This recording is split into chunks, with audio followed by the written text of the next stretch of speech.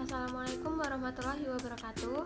Perkenalkan, nama saya Inesya Natalia, NPM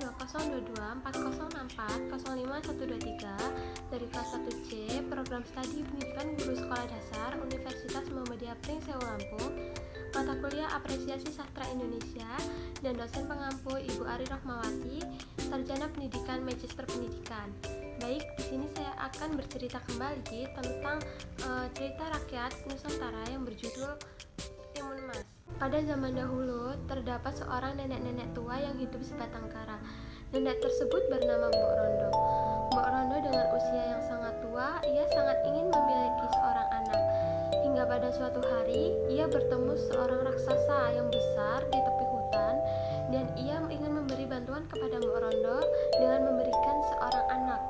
Dengan satu syarat, apabila anak tersebut sudah berusia 17 tahun, maka Mbok Rondo harus mengembalikan anak tersebut kepada raksasa untuk menjadi santapan raksasa tersebut.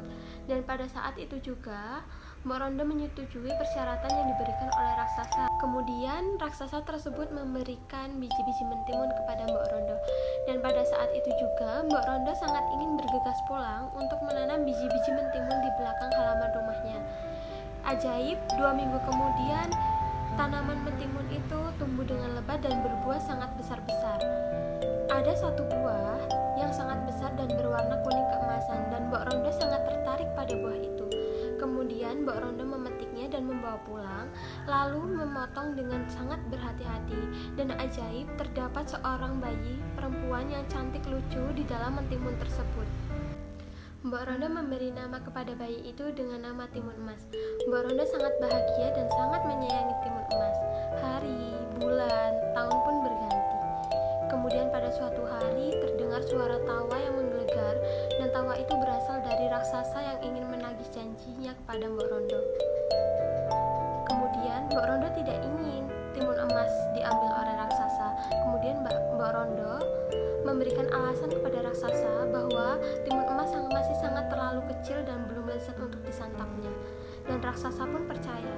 Kemudian raksasa berkata 2 tahun lagi dia akan kembali kepada Mbok Rondo untuk menagih janjinya. Pada suatu malam, Mbok Rondo tertidur dan bermimpi mendapat bisikan gaib. Apabila anaknya ingin selamat, dia harus bertemu dengan pertapa di lembah bukit. Dan keesokan harinya, Mbok Rondo pun pergi ke sana.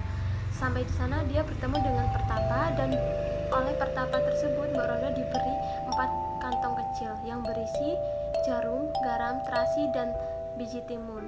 Hari berganti hari, raksasa pun datang untuk menagih janji. Lalu Mbok Rondo masuk ke dalam rumah dan mengambil bungkusan yang diberi oleh petapa. Kemudian Mbok Rondo memberikannya kepada Timun Emas dan menyuruh Timun Emas pergi. Raksasa pun marah melihat Timun Emas berlari di padang rumput. Dengan badannya yang besar dan kesaktiannya yang hebat, ia dengan cepat dapat menyusul Timun Emas. Kemudian Timun Emas pun kelelahan.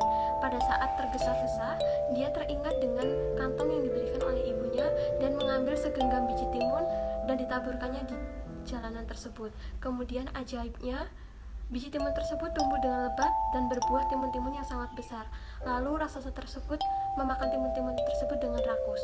Setelah kenyang, raksasa tersebut kembali mengejar Timun Emas. Dan pada saat itu, Timun Emas sedang menaburkan jarum-jarum yang berubah menjadi hutan bambu. Raksasa pun terkejut, dan ia tetap berusaha untuk menembus hutan bambu tersebut, dan akhirnya raksasa pun berhasil menembus hutan bambu dan terus mengejar Timun Emas. Pada saat yang tergesa-gesa, Timun Emas membuka kantong yang ketiga, yaitu garam.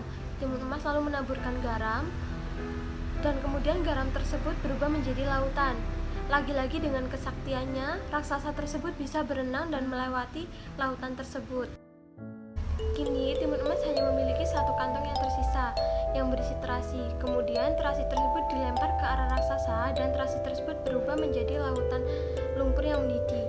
Dengan sekejap, raksasa pun tertelan lumpur tersebut, dan akhirnya tubuhnya tidak dapat diselamatkan. Dan Timun Emas sekarang dapat bernafas lega karena terhindar dari bahaya maut. Timun Emas berlari ke arah rumahnya. Di kejauhan pun terlihat seorang Mbok Rondo yang sedang berlari ke arah Timun Emas. Dia sangat mengkhawatirkan putri kesayangannya itu.